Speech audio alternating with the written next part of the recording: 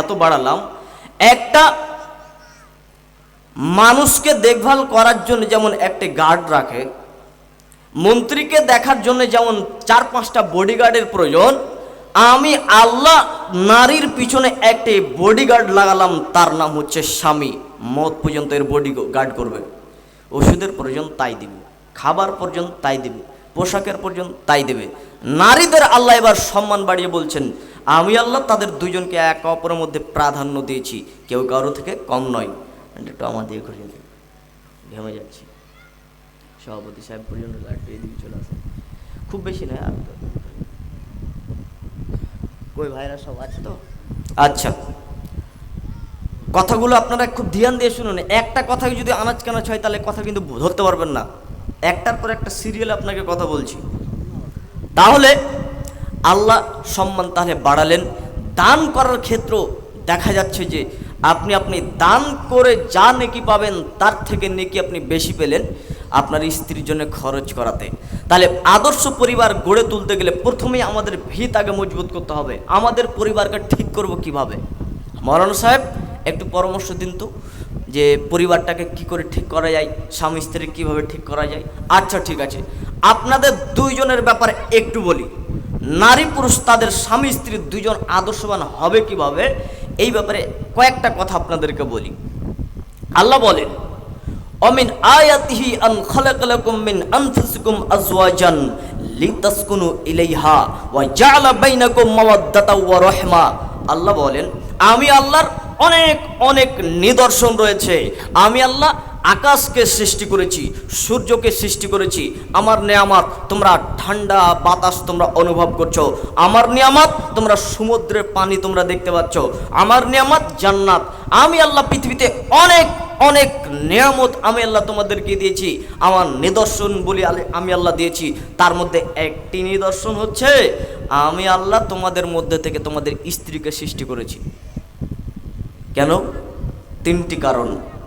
লিতাসকুনু ইলাইহা, সেখানে রয়েছে শান্তি, যা পৃথিবীর কোন জায়গাতে আমি আল্লাহ শান্তি রাখিনি। নারীকে আল্লাহ পুরুষের জোড়া বানালেন, এখানে আল্লাহ যদি অন্য একটি জোড়া বানাতেন, পুরুষের জোড়া যদি আল্লাহ মহিষকে বানাতো, পুরুষের জোড়া যদি আল্লাহ একটি গাভীকে বানাতো, সেখানে শান্তি হতো না। আল্লাহ বলছেন সেখানে রয়েছে শান্তি। লিতাসকুনু ইলাইহা ওয়া জাআলা বাইনাকুম মাওয়াদ্দাতা ওয়া রাহমা, দুইজনের ভিতরে রয়েছে প্রেম প্রীতি মায়া মমতা। প্রেম প্রীতি মায়া মমতা, এই 3টি গুণ আমি আল্লাহ দিয়েছি। শোনো, আল্লাহ সূরা নাবার ভিতরে বলছেন, ওয়া খালাকনাকুম আজওয়াজা, আমি আল্লাহ জোড়া জোড়া করে সৃষ্টি করেছি। নর নারী, মেল ফিমেল, মহিলা পুরুষ, ছেলে মেয়ে, এইভাবে আমি আল্লাহ পৃথিবীতে যত কিছু আমি আল্লাহ সৃষ্টি করেছি সবার জোড়া জোড়া রয়েছে। আরে জীবিত ব্যক্তির কথা তো বহুত দূরের কথা, জীবিত ব্যক্তি পশু প্রাণী মানুষ এ তো বহুত দূরের কথা। আরে আল্লাহ বলছেন আমি আল্লাহ জড় বস্তুর জোড়া সৃষ্টি করেছি, নারী পুরুষ বানিয়েছি। আশ্চর্য এক ধরনের সম্পর্ক। দেখেন, আল্লাহ বলছেন আমি শুধুমাত্র নারী পুরুষ এটি পশু প্রাণীর জন্য শুধুমাত্র সৃষ্টি করিনি, এটি আমি আল্লাহ সৃষ্টি করেছি জড় বস্তুরও। কি বলছেন? ওয়ামিন কুল্লি শাইইন খালাকনা যাওজাইনি লাআল্লাকুম তাযাক্কারুন, আমি আল্লাহ পৃথিবীতে যাহা কিছু সৃষ্টি করেছি, যত কিছু আমি আল্লাহ সৃষ্টি করেছি সবারই জোড়া রয়েছে। এই মোবাইল ফোনের জোড়া আছে, নারী পুরুষ আছে। এই লোহার জোড়া আছে। আপনি দেখবেন যারা বিজ্ঞান, যারা গবেষণা করে, লোহার মধ্যে 2টো জিনিস আছে, একটা হচ্ছে ইলেকট্রন, একটা হচ্ছে প্লুটন। লোহাটাকে গলাতে গলাতে গলাতে গলাতে শেষে একটি শক্ত একটি বোতামের মতো একটা চিহ্ন থেকে যায়, এটা হচ্ছে ইলেকট্রন। প্লুটন যেটা তরল হয়ে যায়। এই 2টো মিলিয়ে হচ্ছে লোহা। এখানে একটা বাল্ব জ্বলছে, দেখতে পাচ্ছেন তো? এই বাল্বের 2টি তার লাগানো আছে, একটি লাল তার, একটি সাদা তার। এখানে রয়েছে নারী পুরুষ। এই 2টো মিলিয়ে একটি বহির্প্রকাশ হচ্ছে। এই মোবাইল ফোন, এই মোবাইল ফোনের ভিতরে যদি সিম না থাকে, মোবাইল একেবারেই অচল। এই সিমটার ভিতরে, এই সিমটা যদি মোবাইলে না লাগান তাহলে সিমটাও অচল। তাহলে দুইজন একে অপরের দুটার একেবারে জড়িত রয়েছে। এই জন্য আল্লাহ বলছেন ওমিন কুল্লি শাইইন খলাকনা যাওজাইনি লাআল্লাকুম তাযাক্কারুন। আরে জীবিত ব্যক্তি তো বহু দূরের কথা, যাদের প্রাণ আছে তারা তো বহু দূরের কথা। আরে জড় বস্তুর পর্যন্ত আমি আল্লাহ জোড়া সৃষ্টি করেছি, নারী পুরুষ ওদের স্বামী স্ত্রী তৈরি করেছি। ফ্যান ঘুরতে গেলেও দুইটি তারের প্রয়োজন।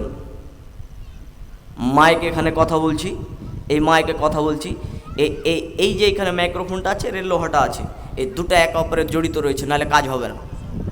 পৃথিবীর যে কোনো জিনিস আপনি দেখবেন তাহলে বোঝা যাচ্ছে যে নারী পুরুষ স্বামী স্ত্রী অত্যন্ত মূল্যবান একটি সম্পদ।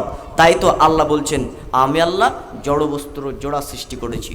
সময় তো দিনই ভাই, এরপরে আমরা যাই যে আল্লাহ তো জোড়া সৃষ্টি করলেন, তো এখান থেকে যেগুলো সম্পদ বের হবে, যেমন দুইটি তার মিলে যেমন বাল্ব ঠিক জ্বলে, বাল্ব যদি একটু গন্ডগোল হয় তাহলে সেটাকে আবার মেকানিক করে ঠিক করতে হয়।